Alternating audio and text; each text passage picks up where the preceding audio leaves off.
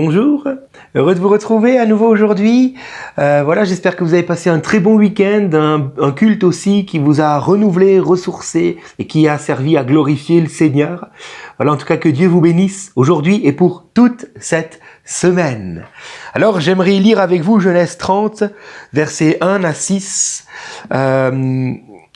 Nous allons rejoindre encore une fois donc Jacob et Rachel, nous sommes avec elle maintenant, et nous lisons ceci. Lorsque Rachel vit qu'elle ne donnait point d'enfants à Jacob, elle porta envie à sa sœur et elle dit à Jacob, donne-moi des enfants ou je meurs.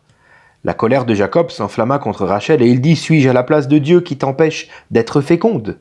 Elle dit, voici ma servante Bila, va vers elle, qu'elle enfante sur mes genoux et que j'ai par elle aussi des fils.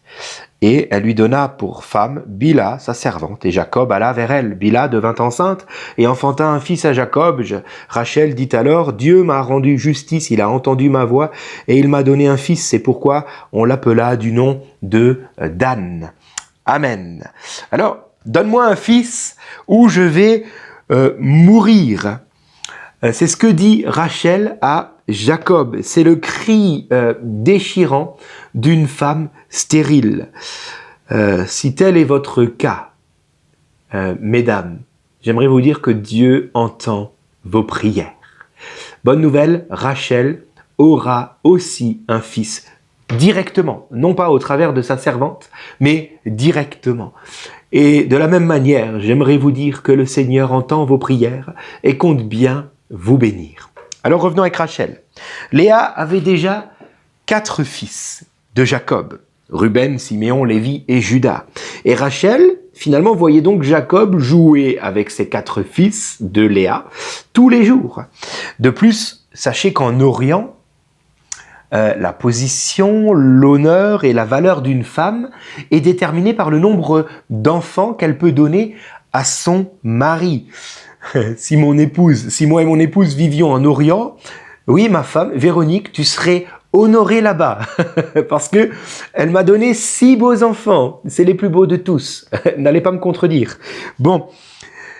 Rachel était donc, on revient avec Rachel, était déchirée par la jalousie. Parce qu'elle voyait que tous les voisins autour venaient vers Léa pour lui donner des présents, des cadeaux, etc. Oui, il mettait Léa à l'honneur car elle avait déjà eu 4 enfants.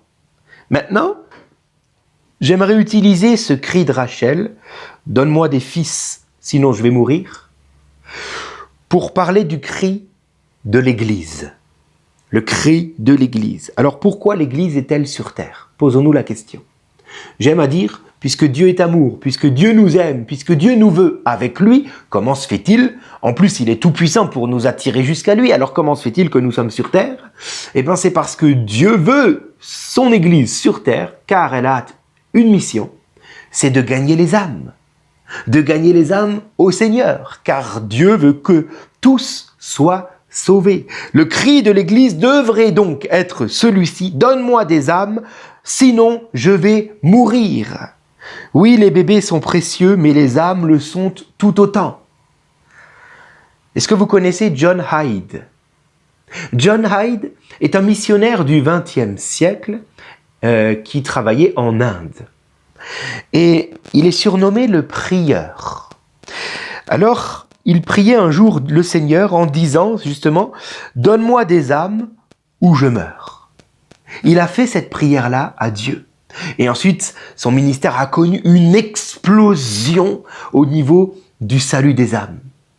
Mais il a d'abord fait cette prière dans les pleurs « Donne-moi des âmes ou je meurs ». John Hyde était littéralement entré dans la prière avec la détermination soit de sauver des âmes, soit plutôt de mourir. Qu'en est-il de l'Église aujourd'hui, un siècle plus tard, et non pas en Inde, mais j'aimerais m'intéresser de l'Occident, et plus précisément de la France, ici où nous sommes? Qu'en est-il de l'Église aujourd'hui? Est-ce que nous connaissons encore ce cri de John Hyde « Donne-moi des âmes ou je meurs » Ou est-ce que nous manquons de ce fardeau qui pourtant est sur le cœur du Seigneur? Est-ce que nous connaissons encore ce fardeau? Est-ce que nous l'avons un jour connu? Est-ce que nous le connaissons aujourd'hui? ce fardeau du salut des âmes, ce fardeau des âmes qui se meurent autour de nous. Serions-nous prêts à donner notre vie pour une âme? Jésus l'a fait.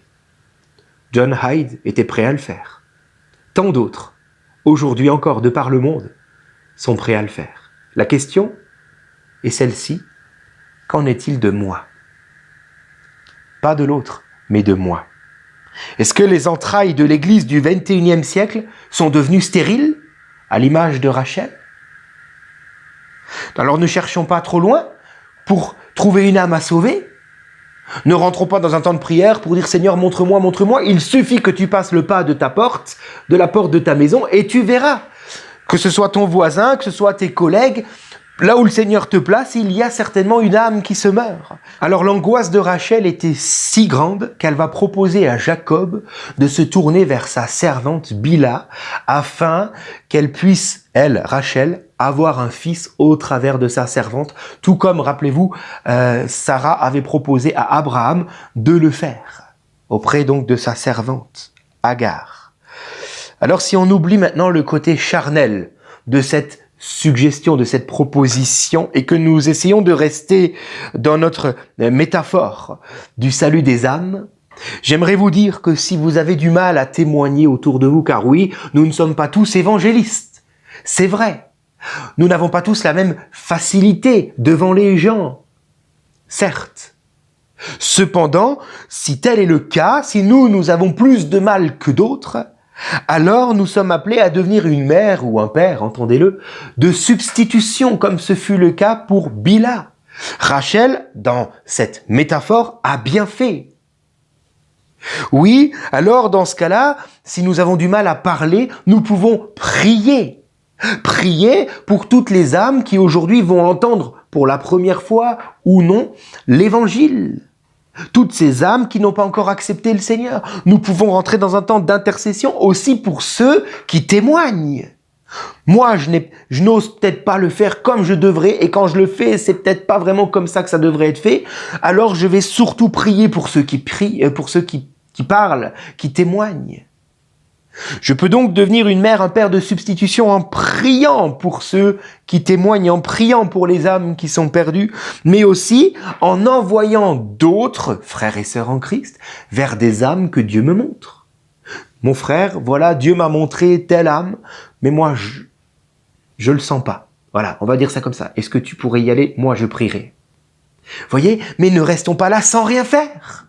Envoyons les autres. Nous sommes une église, nous sommes un corps. Il y en a d'autres autour de nous qui sont capables. Envoyons-les selon ce que Dieu nous a montré à nous.